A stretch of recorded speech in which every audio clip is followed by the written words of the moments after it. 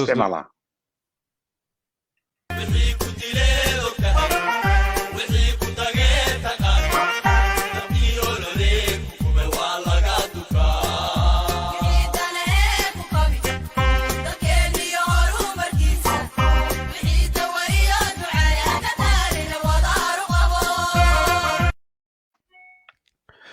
بسم الله الرحمن الرحيم السلام عليكم ورحمة الله وبركاته داوديال صاحبيال meel kasta oo aad dunida aad ka joogtaan si walba aad noo maqlaysaan iyo halka aad naga maqlaysaanba waxaan idin leenahay habeen wanaagsan caawa barnaamijyadii hore waa uu ka duwan yahay sida aan idiin ballan qaadnay caawa barnaamijka waxa aan diiradda aan ku saaraynaa arrimo xasaasi ah oo ay ka mid tahay imaanshaha maanta oo magaalada Balad Xaawo ee gobolka Gedo uu yimid wasiirkii amniga ee xilka laga qaaday Cabdirashiid Janan uu yimid taas oo ay ku soo dhaweeyeen mas'uuliyiin ka tirsan dowladda federaalka ee Soomaaliya haddaba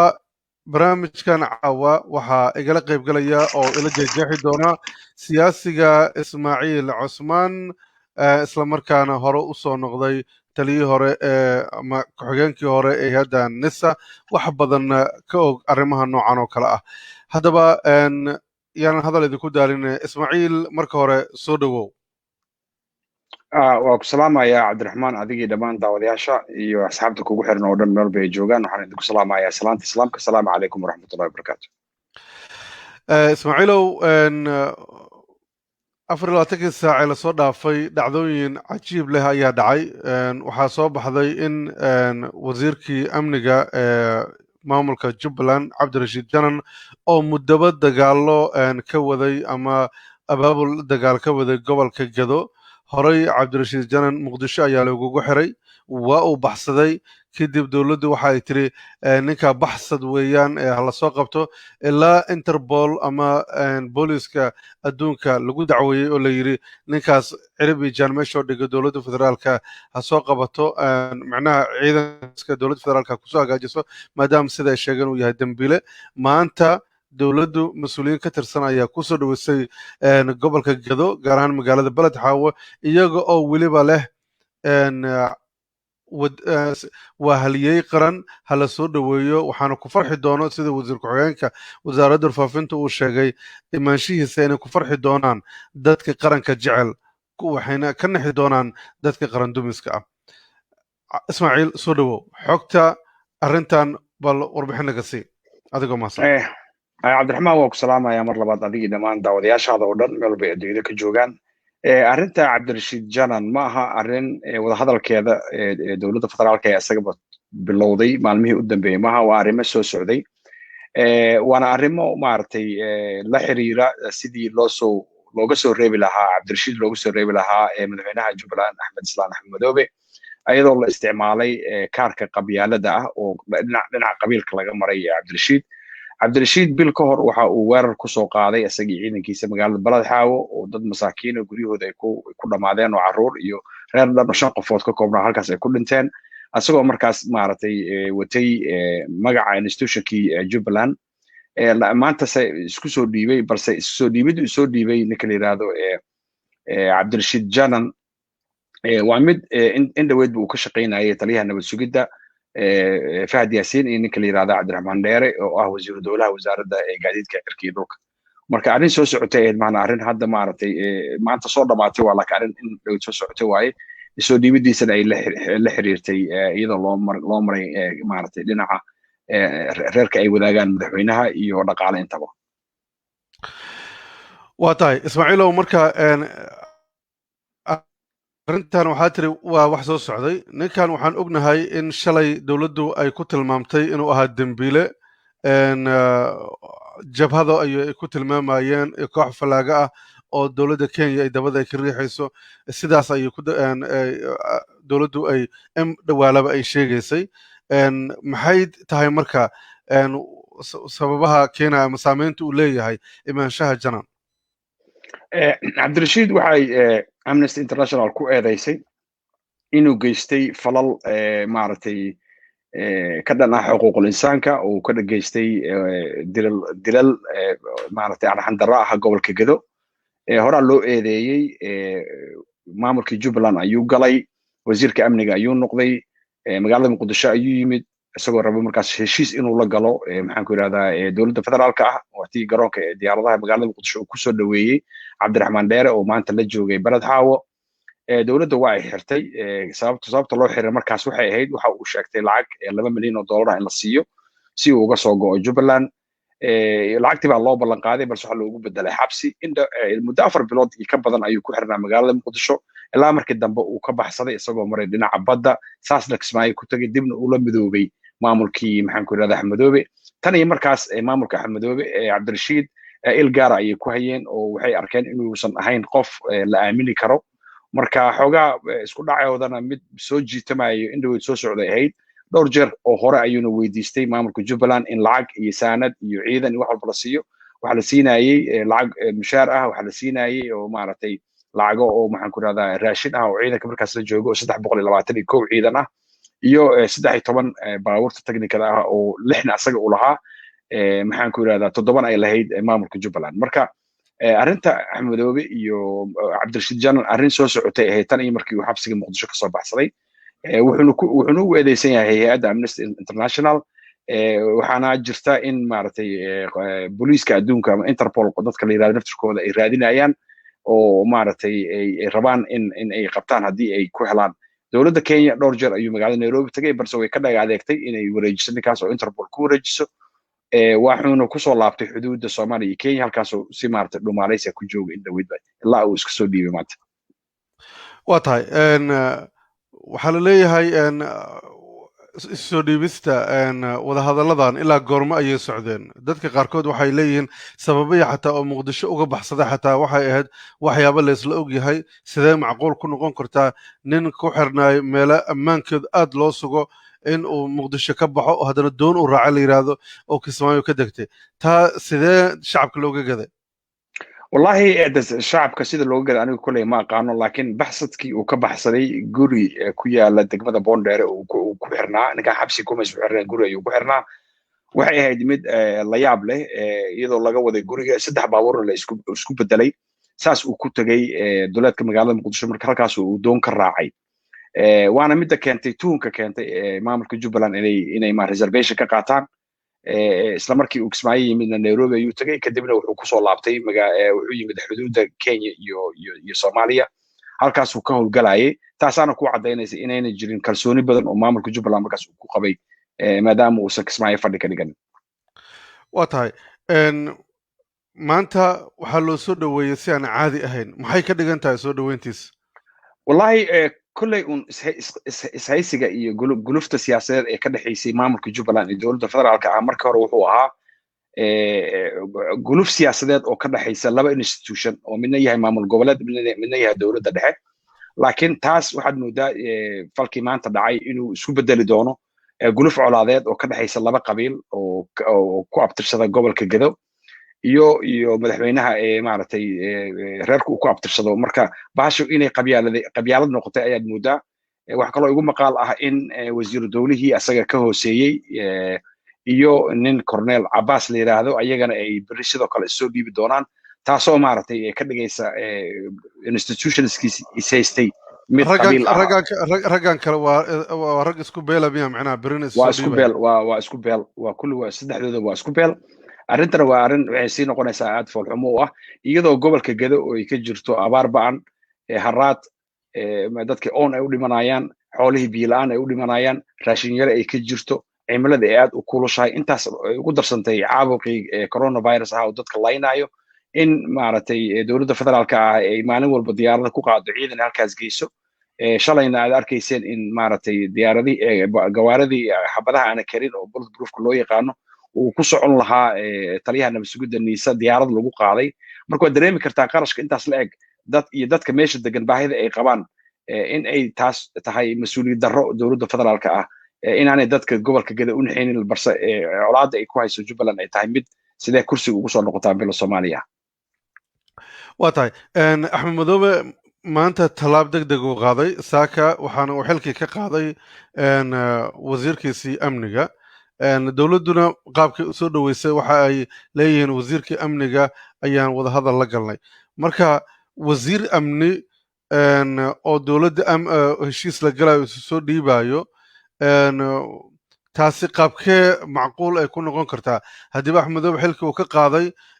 shaksi nooco oo noqonaya qaabkee ayaa loola macaamilaya cabdirashiid janan ma xabsigaa la dhigi doonaa mise abaalmarina la siin doonaa wallahi si fiican si weyn bay usoo dhaweeyeen waxay ka dhigeen halyey qaran balse shacabka gado ninkaas xasuuqii iyo gaboodfalkii uu ka geystay waa mid ugu qoran buwaagta caalamka ah maaragtay hay-adaha waaweyn ee adduunyada ee xuquuqul insaankan ay raadinayaan wasiirkii axmed madoobe tallaabadii saaka u qaaday tallaabo habboon bay ahayd maadaama uu xukuumaddiisa ka tirsanaa inuu xilka ka qaado qaabka maanta loo qaabilay sida iyaga waxay dhihi karaan wasiir baan aan wadahadal la furnay laakiin ninka maanta ay soo dhaweeyeen oo isku soo dhiibay maaragtay waxa uu ahaa nin xilka laga qaaday wasiir horaa oo ka tirsan maamulka jubbaland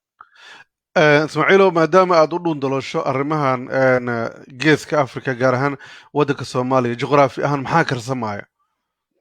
cabdiraxmaan horta waxaa jira laba xurguf oo siyaasadeed oo ka socda geeska africa annaga haddaan nahay soomaaliya waxaan isha aan ku haynaa xurgufta annaga naga dhexaysa soomaali ahaan tan iyo sanadkii tan iyo markii ay bilaabatay inay dowladda soomaaliya qaadato nidaamka federaalka ah adduunyada nidaamka federaalka noocyo badan baa ka jira laakiin annaga nidaamka federaalka ana loo sameeyey waa nidaam waxaan la yidhahdo clan federalism ama federal ku salaysan qabyaalad oo gobol walba iyo qabiil walba meesha ay degaan loo ooday oo layiri idinkana dowlad goboleed noocaas aad tihiin lixda dowlad goboleed ee soomaaliya ay ka kooban tahay somaliland jubbaland puntland galmudug hirshabeelle koonfur galbeed intaba haddaad fiiriso wax ka taliyana waa qabaa'ilka meesha degan dadka isa siiya oo maaragtayna waa qabaa'ilka meesha degan oo mar walba maaragtay libinta ku qaata marka soomaaliya ayadaa la isku mashquuliyey laakiin waxaa jira dagaal kale oo waxaan la yidhahdo externalka ah oo ka baxsan annaga naga baxsan oo ay isku hayaan salkana ku haya dagaal juqraafiyeedka mandaqada geeska africa ka jira waxaan la yidhahda geopoliticska oo ay isku hayaan wadamadan maaragtay reer galbeedka ah oo ugu horeeyo maraykanka oo xulufada ah ingiriiska norway sweden talyaaniga iyo dhankan kaleeto oo maaragtay wadamadan shuuciga ah oo ay soo wakiisheen dowladda turkiga oo xiriir maaragtay tripad la leh wadamada shiinaha iyo ruushka iyo dowladda qatar oo iyada naftirkeeda gacansaar la leh ee dalka turkiga marka waddanka turkiga waxa uu soomaaliya soo galay abaartii dheereed ee ka dhacday 2011 waxa uu sameeyey maaragtay horumar badan ayuu soomaaliya ka sameeyey taakuleyn badan ayuu ka sameeyey infrastructureki ayuu wax ka dhisay isbitaaladii ayuu dhisay garoonkii diyaaradaha ayuu dhisay dekadii ayuu dhisay intaas asaa la wareegay oo gacanta ku haya wuxuu ku soo xijiyey dhismihii ciidanka taasoo aan ka wada ognahay 19 Febraayo wixii dhacay weerarkii lagu qaaday labada madaxweyne inay geysteen ciidan la yiraahdo gorgor uu soo tababaray dalka Turkiga wuxuu keenay maxaan ku yiraahdaa hub tiro badan iyo gawaarida gaashaaman ee dagaalka oo maaragtay xerada Turksom oo lagu tababaro ciidanka lagu tababaro marka intaas oo dhan dan ayuu leeyahay Turkiga danta uu leeyahay waxay tahay in resourciga ama kheyraadka Soomaaliya inuu maaragtay qaybta ugu weyn asaga uu ka qaato asagoo markaas xulufaysanaya maaragtay shiinaha iyo ruushka oo labadaba aad ugu fiican qodida shidaalka gaar ahaan marka waxaa socda dagaal laga ilaalinayo shiinaha oo aad ugu baahay qaaradda Afrika oo ay wadaan wadamadan maaragtay reer galbeedka oo Mareykanka ugu horeeyo 4 maalin ka hor sidaad la socotid dalka Ingiriiska waxa uu sameeyay cutub dhan oo cutubka dagaalka Afrika oo uu leeyahay waxaan kaga hortagaynaa maaragtay influencega ama kaalinta ay shiinaha iyo ruushka rabaan inay Afrika ka qaataan marka taasaa ku tusinaysa muhiimadda ay Soomaaliya leedahay maadaama marinka Baabil Maqdib iyo badda cas iyo badweynta Hindiya ay tahay wadada isku xirta dhaqaalaha adduunka markay noqoto waxaan loo yaqaano trade-ka la yiraahdo oo isaga gooshaan maraakiibta u socda ka yimaada bariga ka yimaada ee aada maxaan ku yiraahdaa Europe iyo America aada wax kaloo intaas dheer in maxaan ku yiraahdaa internetka fiber optiga adduunyada labada xirmo oo isaga xirmo midna wuxuu ku yaalaa South Africa kalena wuxuu ku yaalaa badda cas ee Soomaaliya taasoo 26 markab oo dagaal ay joogaan la yiraahdo waxaan ka ilaalinaynaa burcadbadeedan maraakiibta ka ilaalina laakiin waxa ilaalinaya yihiin fiilooyinkaas ay yihiin marka dhaqaalaha adduunkana waa ku xiran yahay Soomaaliya ganacsiga adduunkana waa ku xiran yahay Soomaaliya waana wadan geostrategiga dhulka uu ku fadhiyo maaragtay muhiim u tahay wadamadan awoodda leh taasoo ay weliba sii dheer tahay cunto la'aanta la sheegaya in adduunyada ka dhici doonto 2030 Soomaaliya waxay ka mid tahay wadamada lagu tashanayo kheyraadkeeda hadday noqon lahayd kalluunka hadday noqon lahayd beeraha iyo hadday noqon lahayd biyaha intaba waa tahay ismaaciilow marka si loo fiiriyo aad u mahadsantahay horta warbixinta guud aana siisay laakiin arrinta hadda taagan ee ku saabsan ninkan dowladda la heshiiyey ee yimiday oo yiri waa isa soo dhiibay ama dowladda heshiis la galaba waxay doontaa la yiraahdo waxay ku soo beegantay xilli la ismari laayahay oo la wada joogo kalsoonidii ay luntay oo la joogo afisyooni la taagan yahay teendhadii afisyooni weli beesha caalamka qayladhaan ay ka dhacayso fariimo ay dirayaan madaxweynihii iyo ra-iisul wasaarihii iyo saddex maamul goboleedii guddoomiye gobolka banaadir ay goob joogaan laba madaxweyne ku-xigeen iyo madashii la baxda badbaado qaran iyaguna ay meel joogaan maxay u dhimi kartaa is leedahay arrintan shirka ma fashilin kartaa oo axmed madoobe inuu dib ugu laabto jubbaland suurtagal ma tahay wallahi ma hubo waa suurtagal inuu dib u laabto waana suurtagal inuu dhamaysto oo uu maaragtay wadahadalaan dhamaysto laakiin midaan kuu sheegayaa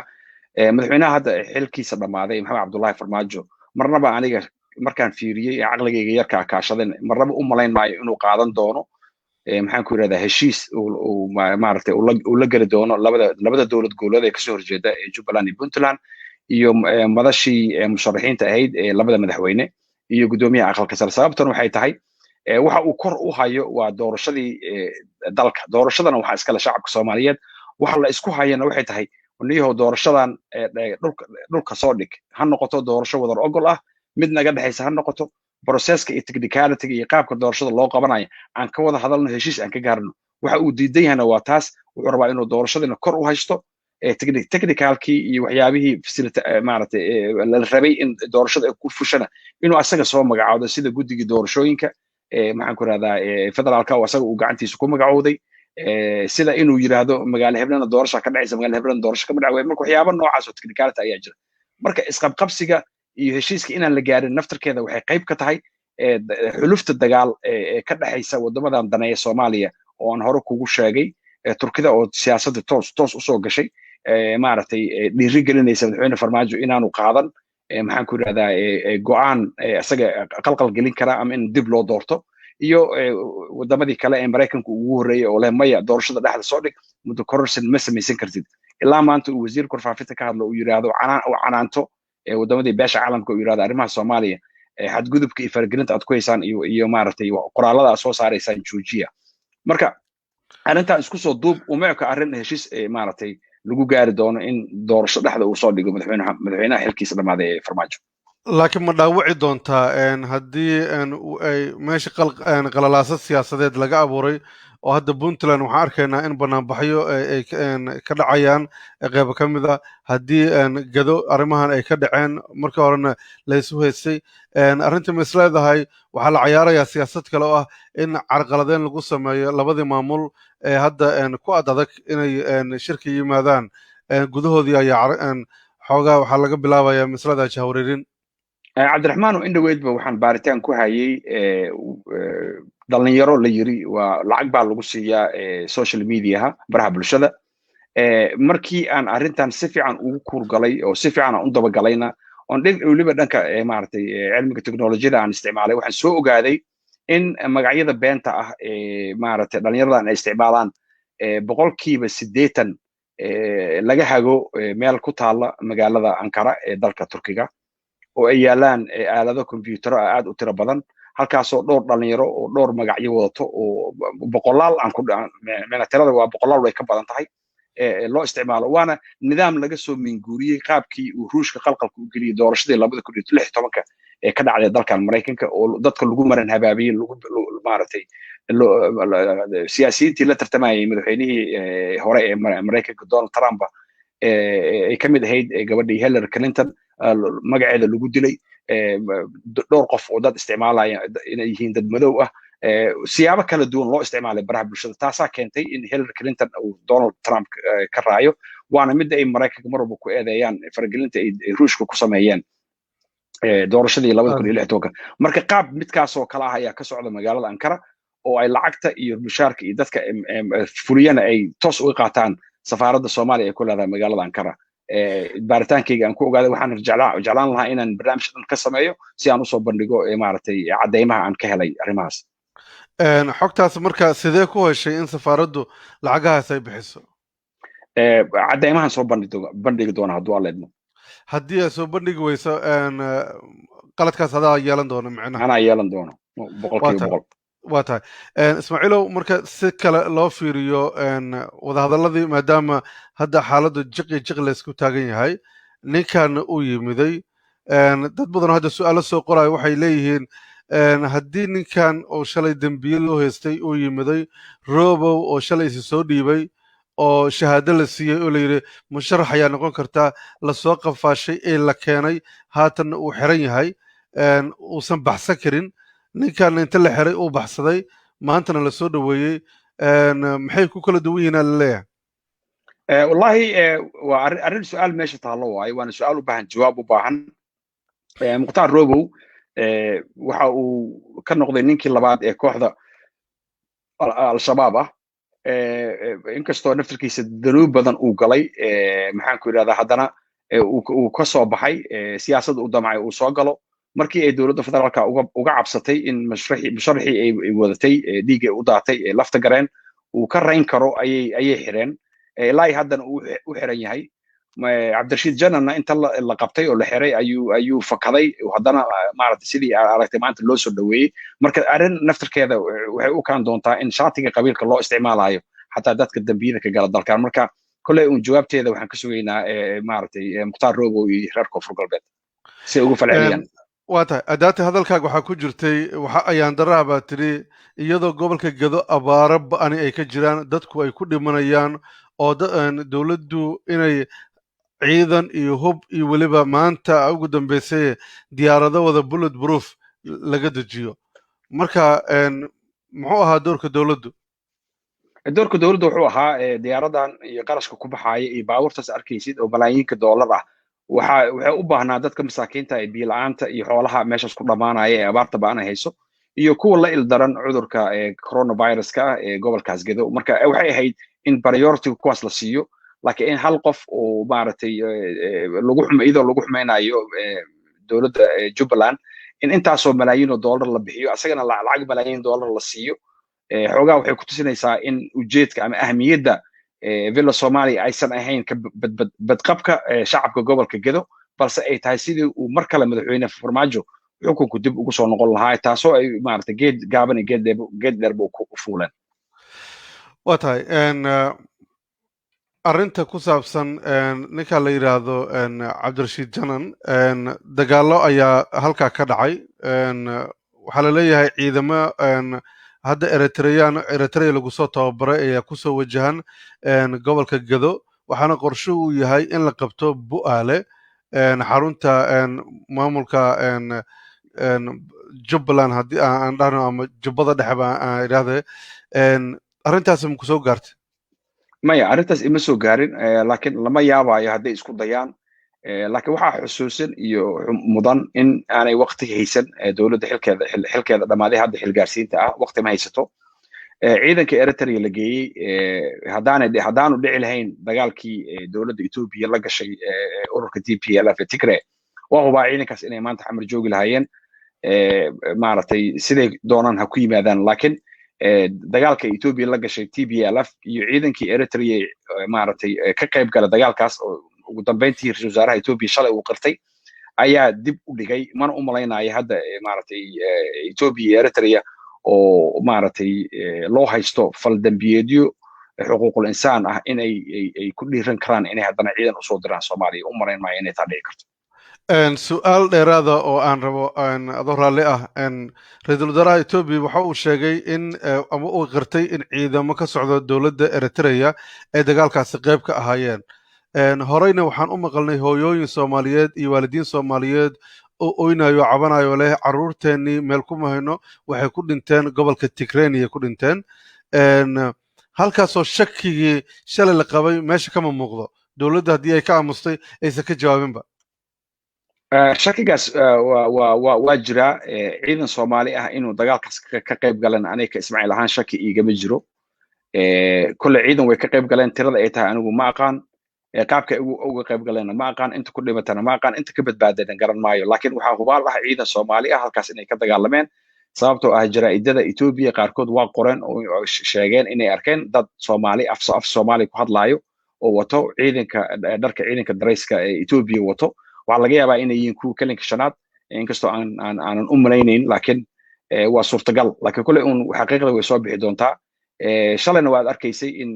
ururka midowga Yurub uu saaray cunaqabatayn saaray dowladda Eritrea marka arrintu waa kulay waa iska bilow laakiin Eritrea iyo Ethiopia iyada maanta teeda haystaa u malayn ma inay haystaan fursad ay ku badbaadiyaan saaxiibkood Maxamed Cabdullaahi Farmaajo waa tahay hadda marka arrinta Jubbaland marka ma la oran karaa markan waxay u miirmaysaa inay noqdo hab qabiil ah in la isku dagaalo mise waxaa isleedahay weli arrintaa taa ma gaarin weli taa ma gaarin hub badan ayaa la geeyey gobolka Gadow oo lagu daabulayay 7 bilood ugu dambeysay ciidan badanna waa la geeyey qaar badan oo laga soo qaaday oo tababar loogu qaaday dalka Turkiga kolley madaxweynaha xilkiisa dhamaaday diyaar uma aha inuu heshiis doorasho galo dalkaana doorasho ay ka dhacdo xilkana uu si nabad ku wareejiyo waxa dhici doonta aniga hadaan qiyaasteeda aan fiiriyay kolley wadamada ugu badan dhaqaalaha ku bixiya Soomaaliya xag dhinaca ciidanka iyo dhinaca maxaan ku radaa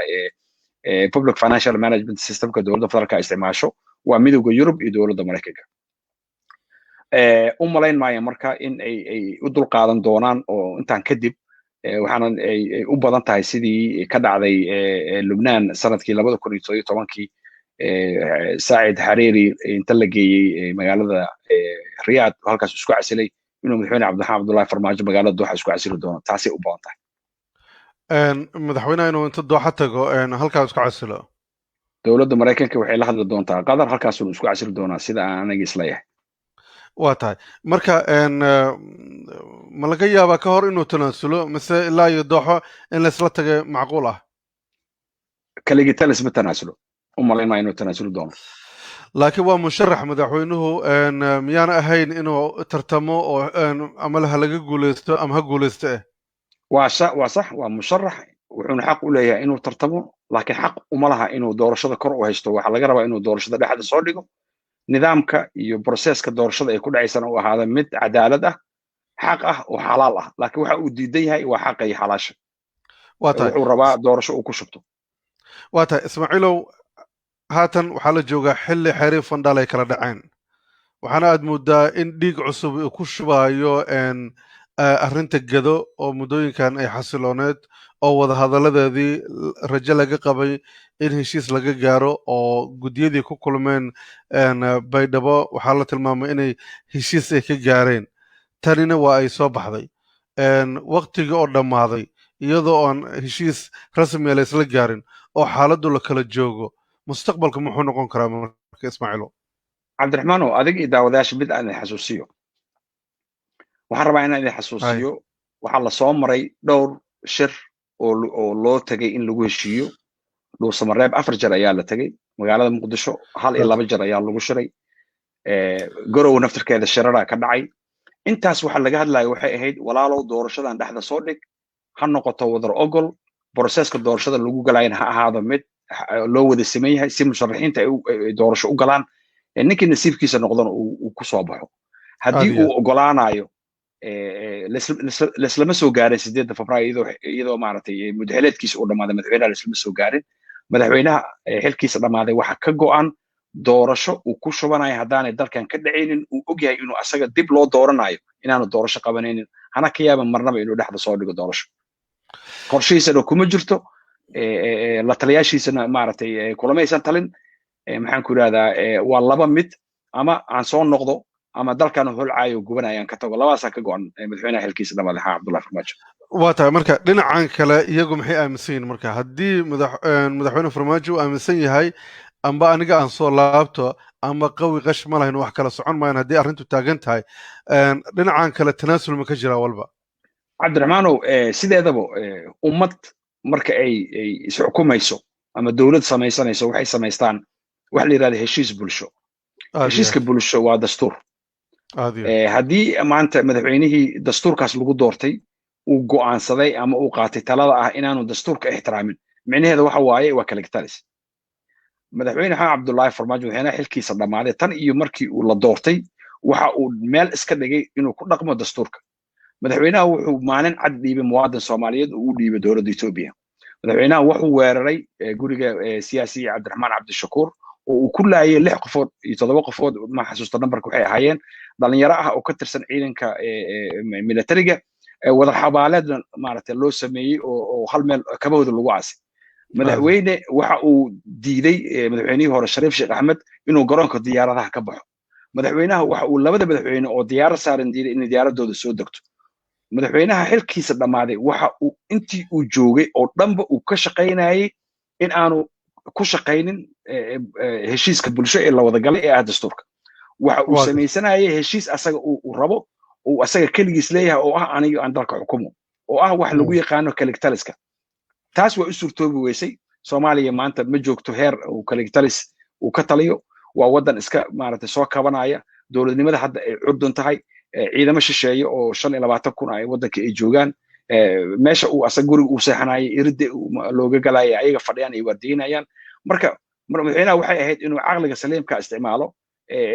at least uu ka shaqeeyo 4 sano ugu horeyso inuu dalkan doorasho qof iyo cod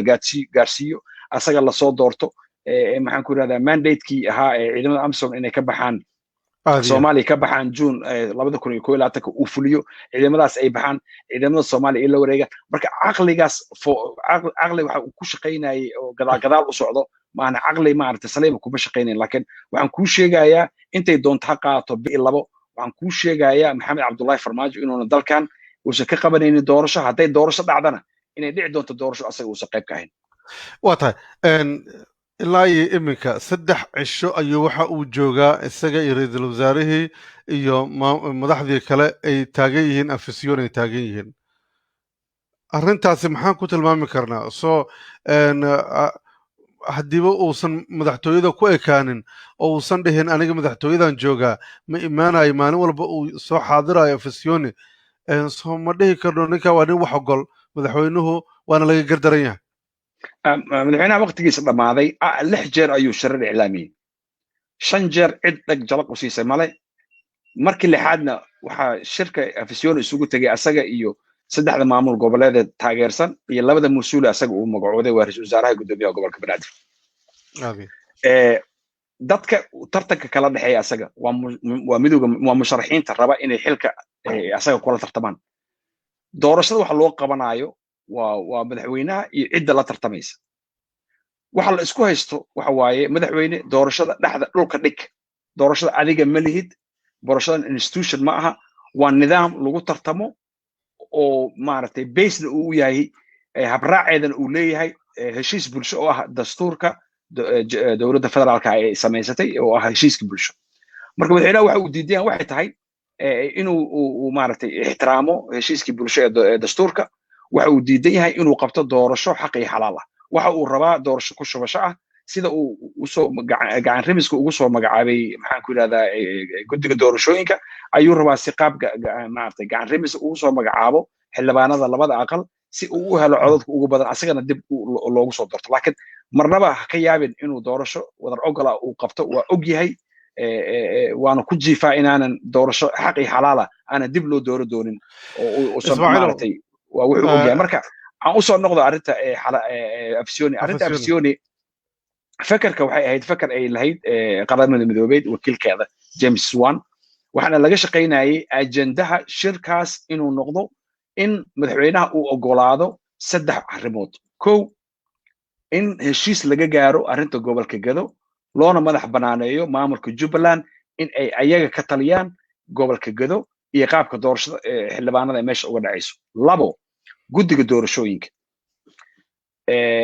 maaragtay asaga uu soo magacaabay in aanu ahayn guddi lagu wada qanacsan yahay oo maaragtay aan la ogolaan karin iyo midda saddexaad oo ahayd arrinta siyaasiyiinta gobolada waqooyi ee Soomaaliland marka saddexdaba uu madaxweyne Farmaajo uu raali ka yahay ma aha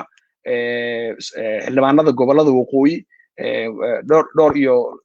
70 xildhibaan ayaa ka soo gashay waa 66 iyo 11 waa 77 xildhibaan waxa uu rabaa 77 xildhibaan oo asaga xamar ku doortay in meeshaas ay ka soo baxdo waana mid uu diidan yahay taas gobolka Gedo waxa uu leeyahay waa gobolka aniga aan ka soo jeedo xildhibaanada ka imaanaya waa inaan aniga soo magacaabo Axmed Owen wuxuu leeyahay maya Gedo waxay ka tirsataa Jubbaland waa in la madax banaaneeyo compromise badan ayuu ka galay Axmed Owen waxyaabo badan uu ogolaaday laakiin ugu dambeyntii beesha caalamka dhibka ay Soomaali ku hayay madaxweyne Farmaajo ay hadda ayaga indhahooda ku arkeen waana mid keentay inay bilaabaan qoraalada canaanta ay usoo marinayaan hawada maalin walba kala hore waxa interview waraysi aan kula sameeyay waxaa tiri doorka ra'iisul wasaaraha haddii uu garto ama xilkiisa uu og yahay arrintu halka ay taagan tahay maba sii joogteen weli ma ku muuqataa in weli loo baahan yahay doorkii ra'iisul wasaaraha maya ra'iisul wasaaraha door wuxuu lahaa intaanu midowga musharaxiinta la shirin ka hor ayuu door lahaa haddii uu ogolaan lahaa doorkiisa uu qaadan lahaa la wareegi lahaa dhihi lahaa madaxweyne dhig doorashadan dhexdan dhigaynaa anaa maamulaayo si xaq ahaan u maamulaya hadduu dhihi lahaa waxay ahayd waa mid maaragtay dalka doorasho uu ku aadi lahaa laakiin maxamed xuseen rooble waxaa ka go'an in madaxweyne Farmaajo si kastoo loo doorto asaga loo soo doorto wuuna qirtay oo iyadoo qiraal ayaa laga hayaa uu leeyahay aniga madaxweynahan taageersanahay doorashada haddaad leedihiin dhexdhexaad ka noqon aniga dhexdhexaad kama noqon karo waa ninkii yiri marka u malayn maayo inuu rool ku yeelan doono maaragtay wax walbo hadda doorasho lagu aadi doono waa tahay Ismaaciilow arrintu hadda meel adagay hadda ay taagan tahay dadkuna waa jahawareersan yihiin marxaladuna aaday u kacsan tahay xalka kuu muuqda muxuu yahay marka ugu dambeyntii xalka ii muuqdo waxa waaye in beesha caalamka waxaad moodaa in uu sabarkii uu ka dhamaaday inay qoraalada maalin ka dambeysay ku leynayaan waxa hadda kala haya maxaan ku rahdaa shacabka muqdisho iyo maaragtay madaxweynaha xilkiisa dhamaadana waa beesha caalamka oo iyo shacabka muqdisho iyo madaxdii hore oo aan uga mahad celinayo inay diideen in qaab colaadeed ama dagaal ay la galaan madaxweynaha xilkiisa dhamaaday saasna uu dagaal sokay waddanka uga dhaco waxaan u malaynayaa kuley aniga saa kuu sheegay qiyaasi horaan kugu sheegay kuley intii uu jiidi karo ayuu maaragtay jiidayaa maalin walba oo ku darsanta waa maalin zaa'id oo asaga uu joogo 8 Febraayo hadda waxaa laga joogaa bil iyo bar haddaanay ka badnaynba uu sharci darro uu kursiga ku fadhiyo maxamed cabdullaahi farmaajo waxaa imaan doonta heer maaragtay beesha caalamka uu maaragtay ka dhamaado kalsoonidina ay kasii dhamaanayso sabarkan uu kasii dhamaanayo waxaana saan kuu sheegayna ninkan waxay u badnaan doontaa in maaragtay meesha isaga laga xukumo oo dooxa ah la geyn doono halkaasna uu isku casiri doono aniga taasaan maaragtay aan saaranaya kaararkayga waa tahay Ismaaciil adigoo aad u mahadsan barnaamijkana gabagabo maraya dad badan oo nagu soo biran ilaa hadda 1,000 qofooda hadda si toos ah noo daawanaysa Ismaaciil waraysi uu bixiyey madaxweynihii hore Hirshabelle waxa uu sheegay in dawladdu ay indhawaalaba qorsagaare ay ku haysay waxba aan loo ogolaynin lagana aan jeclayn Saciidan sida uu sheegay marka misladaha maamul goboleedyadan kale laftirkoodu kuma qanacsano siday wax u socdaan oo danbaa baday waa laga yaabaa sidan hadda ka horna waraysi aan kugu sheegaan u malaynayaa mar haddii la kala saaro danta shakhsiga ah iyo midda caamka ah ee u danaynaysa shacabka Soomaaliyeed waxa fududaanaya go'aano oo dhaxalgal ah in la qaato qoorqoor waa og yahay haddii farmaajo uu baxo inaanu sii joogaynin lafta gareen waa og yahay haddii farmaajo uu baxo inaanu sii joogaynin Roble waa og yahay Cumar Finish waa og yahay Goodlaw waa og yahay marka way ku qasban yihiin inay ninka meesha ku hayn kara inay u dagaalaan inta karaankooda ah inuu mar kale dib u soo noqdo mana u malaynayo hadda in maaragtay waqtiga uu ka dhamaaday haddii ay maaragtay dhinac kale aadi lahayn xataa laakiin kolley sidii wixii qoran ilaah baa og laakiin aniga qiyaasteeda waxay tahay waa dhageystay waraysigii madaxweynihii hore Hirshabelle asaga naftirkiisa iskama bixin kol horeeto madaxweynaha dadka aad ugu kacsan dowladda federaalka dhaliilayo ahaa haddaa xasuusto waraysi uu ku bixiyey garoonka diyaaradaha mar uu ka yimid Nairobi si adag ayuu dowladda federaalka ula hadlay kadibna dhinac kale uu ka wareegay oo dantiisa shakhsiga u egtay maana ma eegan danta dadka ku dhibaataysan maxaan ku yidhahdaa gobolka Shabeellaha Dhexe iyo Hiiraan oo maxaan ku yidhahdaa wixii ka horreeyey 2017 baabuurka Muqdisho ka baxa uu si nabada ku tagayay Jowhar nolosha ay iska ahayd mid normal ah labada shacab ee ku nool Shabeellaha Dhexe iyo Shabeellaha Hoose ay ahaayeen dad ku nool beerahooda fasha ku nool si nabada ku nool dagaalkii al-shabaab uu ahaa mid aad u socday dhulal badan lagu xoreeyey laakiin hadda waxaan moodaa in wax walba ay kusoo urureen magaalada jowhar iyo magaalada beledweyne inta kalena hadda ay ka taliyaan kooxda al-shabaab marka naftarkiisa dantiisa shakhsiga ayuu ka eegtay ama lacag ha ku qaata ama si kale wax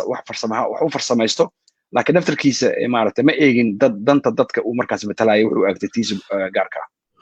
waa tahay aad iyo aad umahadsan tahay kaasi wuxuu ahaa ismaaciil cusman oo ahaa ku-xigeenkii hore ee hadda nisa ismaaciil waa siyaasi xogogaal ah islamarkaana gorfeeya siyaasadda geeska gaar ahaana waddanka soomaaliya waxaana uu xogogaal badan u yahay arrimaha siyaasadda iyo amniga waxaana uu caawa wax badan uu nala wadaagay arrimo badan oo ku saabsan siyaasadda xilliga kala guurka ah iyo janankii jubbaland imaanshihiisa maanta uu yimid magaalada beled xaawo ee gobolka gado waa ku mahadsantihiin daawashada barnaamijka aad daawateen haddii barnaamijkan iyo barnaamijyo kaleba aad xiiseynaysaan waxaad naga booqan kartaan oo aad nagala socotaan janalkeena xusuus online halkaas oo aan barnaamijyo kala duwan oo macluumaad ah aan idinkugu soo bandhigano guud ahaan barnaamijkeena intaas ayaan kusoo gabagabanaya ismaaciil haddii aad wax kusoo kordhinayso ugu dambeyntii maxaa leedahay shacabka waxaan leeyahay shacabka soomaaliyeed dalka ha loo duceeyo dalka waxa uu marayaa marxalad aad u xun ayuu marayaa duco ayuu naga mudan yahay dalka ha loo duceeyo waxaana ilaahay ka baryayaa in dadka isku haysta siyaasadda bogtooda uu burcad isku mariyo isla markaasna ay u daneeyaan shacabka masaakiinta ay maaragtay isugu darsameen cudurka coronavirus iyo abaaro iyo colaad joogto ah taasoo ay usii dheer tahay arxandarrada ay ku hayaan kooxda al-shabaab marka waxaan leeyahay dalka loo duceeyo aada umahadsantaha guud ahaan barnaamijkeena intaasaan kusoo gabagabeynaya waa saaxiibkan cabdiraxmaan xudeyfi oo idin leh aada umahadsantiin kun iyo kow jeerna waxaan u mahad celinayaa ismaaciil cusmaan oo waqtigiisa qaaliga ah inoo horay had iyo jeeraalana markaan ka codsanay barnaamijyo noocan oo kale ah inuu xogta shacabka la wadaago noo fududeeyo ismaaciil asna aada u mahadsan yahay mar walba waa codadkii aan kusoo gabagabay jiray nala dhegeysta